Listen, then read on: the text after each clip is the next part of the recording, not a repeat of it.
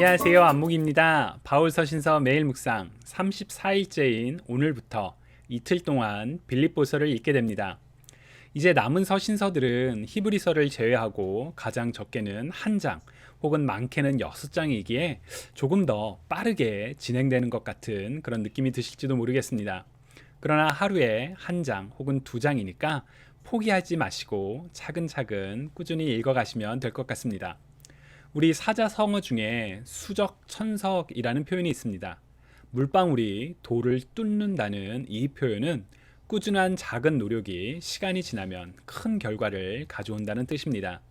하루에 한두 장 성경을 읽는 것이 보잘것없어 보인다 할지라도 그 꾸준함이 지속된다면 어느 순간 성경을 다 읽을 수 있을 뿐만 아니라 그 과정을 통해 우리를 지으시고 우리를 사랑하시는 하나님을 더욱 깊이 알고 또 따르는 우리로 변해 있지 않을까요? 매일 꾸준히 함께 읽는 성경 읽기가 매일 묵상이 되기를 소망합니다. 빌립보서는 바울이 감옥에 갇혀 있을 때 빌립보에 있는 성도들에게 쓴 편지입니다. 빌립보 교회는 바울이 2차 전도 여행 중에 성령의 인도를 따라 유럽 지역으로 넘어가 처음으로 세웠던 교회이지요. 교회를 세우고 떠났지만 그곳의 소식을 듣고 그곳에 남아있는 성도들에게 편지를 보낸다는 점에서 빌립보서는 다른 바울의 서신서들과 비슷할 수도 있습니다. 그러나 한 가지 중요한 차이가 있습니다. 바로 빌립보의 문제, 빌립보 교회가 가지고 있는 어떤 문제에 대한 반응이 아니라 빌립보 교회의 성도들의 도움과 기도에 감사하는 내용이 중심이라는 점입니다. 빌립보 교인들은 바울을 여러 차례 재정적으로 후원했으며 감옥에 있을 때에도 바울이 감옥에 갇혀 있을 때에도 에바브로디도를 통해 편지와 함께 바울을 돕기도 했습니다. 빌립보 교인들을 사랑하고 사모하는 형제들, 나의 기쁨이며 면류가 아닌 사랑하는 자들이라고 부르는 바울의 표현은 빌립보 교인들을 향한 바울의 마음을 확인할 수 있기도 합니다. 한편 빌립보는 로마의 퇴역 군인들이 많이 거주하던 도시로 그들에게는 비록 로마로부터 떨어져 살지만 로마 시민이라는 자부심이 아주 강한 도시였다고 합니다. 그래서 바울은 로마로부터 떨어져 있지만 로마 시민으로서 자부심을 가지고 살아가는 성도들에게 하늘나라에 속한 자녀로서 하나님 나라의 백성답게 살라고 권면하는 내용이 빌립보서에 담겨 있습니다.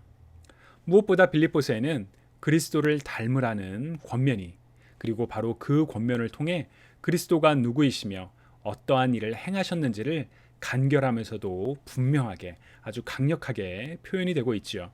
그래서 빌립보서는 빌립보에 전하는 기쁨과 감사, 권면의 편지이지만 동시에 그리스도를 강력하게 증거하는 서신서이기도 합니다. 오늘 읽게 되는 빌립보서 1장에서 바울은 인사와 기도로 편지를 시작합니다. 이어서 바울은 자신의 고난을 설명하지만 바울은 감옥에 있는 상황이 오히려 복음을 증거하는 일에 혹은 자신에게 유익한 일이라며 성도들 역시 어떠한 고난이 닥친다 할지라도 담대히 살아갈 것을 권면합니다. 빌립보서 2장에서 바울은 성도들의 삶에 대해서 여러 가지를 권면합니다. 그 권면 중 가장 핵심적이고 중요한 것이 있다면 바로 그리스도를 닮아 그리스도와 같이 살아가는 것이라고 할 수 있습니다. 그렇게 살기 위해서는 그리스도가 누구인지 알아야겠죠. 그래서 바울은 빌립보서 2장 6절부터 11절에서 그리스도에 관한 간결하지만 매우 분명하고 강력한 사실을 증거합니다. 2장 후반부에서 바울은 자신의 동역자인 디모데와 에바브로디도를 소개하며 믿음의 삶의 모델로서 제시하기도 합니다. 그럼 오늘의 핵심 구절 함께 읽어볼까요? 빌립보서 2장 5절입니다. 여러분 안에 이 마음을 품으십시오. 이것은 그리스도 예수 안에 있던 마음이기도 합니다. 아멘. 우리가 품어야 하는 예수 그리스도의 마음은 무엇일까요?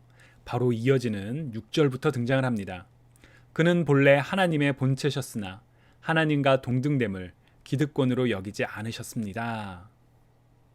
최초의 인류였던 아담은 하나님의 형상을 담아 창조되었음에도 하나님과 같이 되고자 선악과를 먹는 곧 하나님의 말씀을 불순종하는 죄를 범했었지요.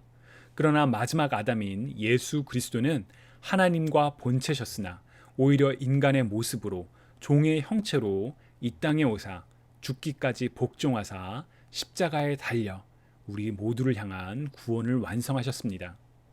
예수 그리스도의 마음을 담는 것은 이처럼 하나님의 뜻을 따라 자신의 것을 내려놓고 겸손한 마음으로 남을 나보다 낮게 여기며 서로를 돌보고 사랑하는 것이 아닐까요? 오늘 핵심 구절 다시 한번 같이 읽어보겠습니다. 여러분 안에 이 마음을 품으십시오. 이것은 그리스도 예수 안에 있던 마음이기도 합니다. 아멘. 오늘 본문에서 하나님은 누구이신가요? 나는 누구인가요? 그리스도의 마음을 닮아 그리스도를 따라 살아가는 하루가 되기를 소망합니다. 감사합니다.